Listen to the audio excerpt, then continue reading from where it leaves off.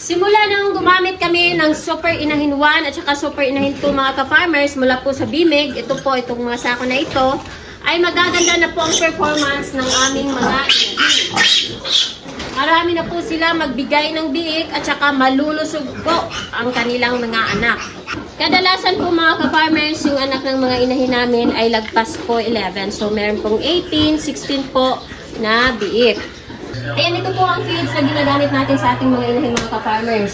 Bimig Premium Super Inahin 1 with fertility enhancers po mga ka-farmers para dami biik.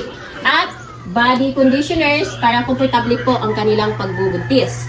At ito naman ang ginagamit natin sa ating may anak po na inahin. Super Inahin to, dami gatas po mga ka-farmers. So, tinutulungan po ang ating inahin na magkaroon po ng maraming gatas, lalo na po kapag marami po ang kanilang mga anak. So, yung anak ng mga inahin natin mga ka-farmers, kahit marami, pasado po ang timbang. So, ayan, kita nyo naman po, malulusog din po sila mga ka-farmers dahil po yan sa ginagamit natin na Bimig Super Premium. So, sa pagpapakain po natin mga ka-farmers, binibigyan natin ang mga buntis ng tigi 1 kilo kada kain. So, 2 beses po tayo magpakain sa isang araw, umaga at hapon po mga ka-farmers.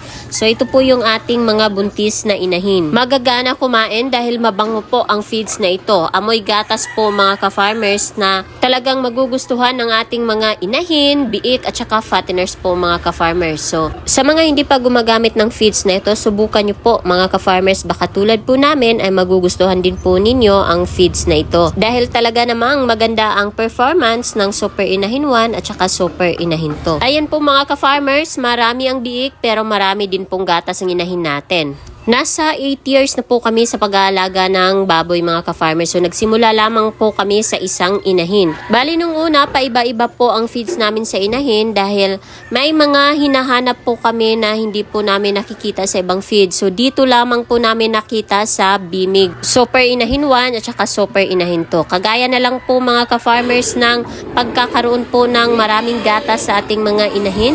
Kasi dati po sa feeds na ginagamit namin, hindi mo maaaring dagdagan or damihan po ang pagbigay ng lactating feeds kasi magbabasa po ang dumi ng mga biik. Pero dito po sa lactating feeds, inahin to na ginagamit namin ngayon ay hindi na po namin naranasan. So kumbaga po mga ka-farmer, natagpuan na po namin ang feeds na hinahanap namin para po sa aming mga alagang inahin na kung saan feeds na maganda ang quality at maganda po ang performance para sa mga baboy. Napatunayan na po namin mga ka-farmers ang galing ng Bimig Premium sa paggawa ng top quality feeds. Kaya consistent ang result ng ating mga alaga, pati tuloy-tuloy ang kita.